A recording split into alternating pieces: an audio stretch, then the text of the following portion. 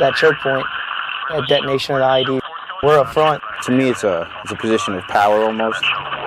Fear of hearing an explosion behind you.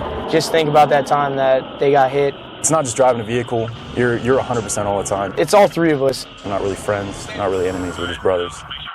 It weighs heavy on us. It's definitely an adrenaline rush. I have the best vantage point pretty much. Being up front's a new experience. You have to be a lot more vigilant. You're looking at 180 degrees and you're looking for anything to left or right and looking for anything suspicious. Yeah, you can't see what's going on. My job is basically to help the driver and the VC navigate through the route, look out for IED indicators, pretty much anything that's suspicious on the road. The guy in the cab. Alright, we're gonna pull to the left. Try and get a look at him when we get by. I got you. We do share the road, and it is a little sketchy at times because, you know, everything is a possible threat, and now just determining which is an actual threat. You have to have that tactical patience, and you have to know when to shoot, when not to shoot, or what to call up, when not to call up. Yeah, they're right now there at like 10 o'clock.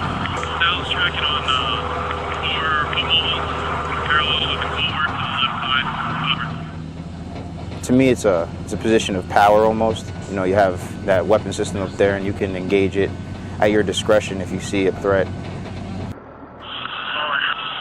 go straight ahead and then come back to the right. Yeah. Well, it's a bumpy ride, and I mean, I enjoy it. You know, you're exposed. You see how the Afghans live on a first-hand basis. There is a little dip here, so be careful. Alright, you see those tracks that go back to the road right here? Yeah, right here. Yeah, jump on those.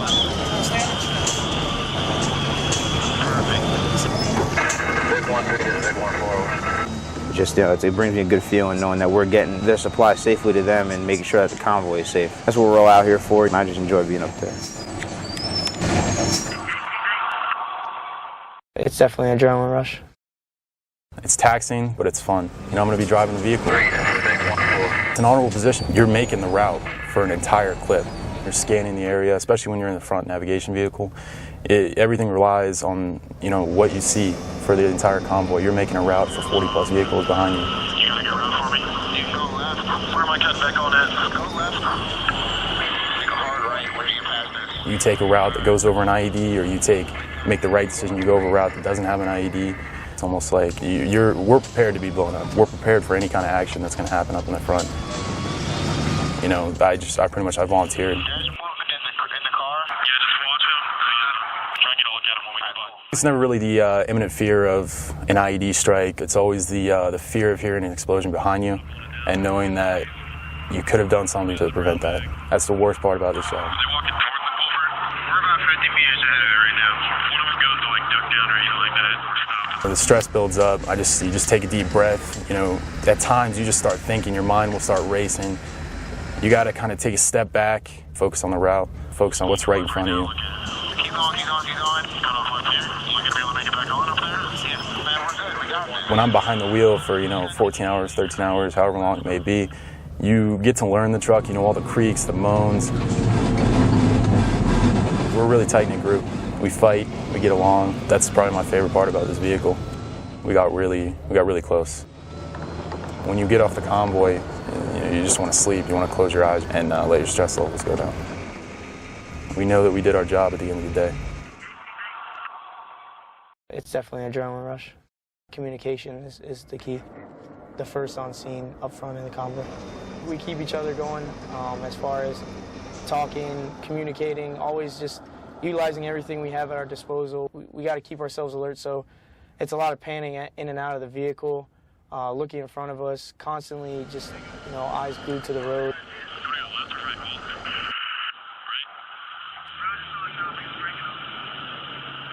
We have to make a decision whether we want to go over something that, there might be a possible IED, or do we want to go around it and make the terrain and possibly lose a load. So there's choices that come in there.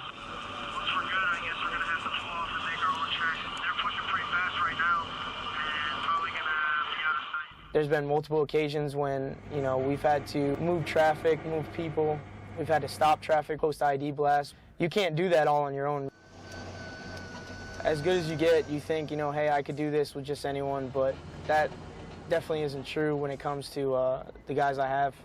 You have to definitely get along. I mean, we squabble, we argue, but that comes with a job. Tensions get high because, you know, if you make that wrong decision, it weighs on you. There's, you know, that ultimate detonation of the ID, and that just weighs on everybody. You know, every time we go out, I think about that time that they got hit, and, you know, we kind of beat ourselves up about it immediately after, and it definitely had to work itself out of your mind. You can't just push it out, something like that.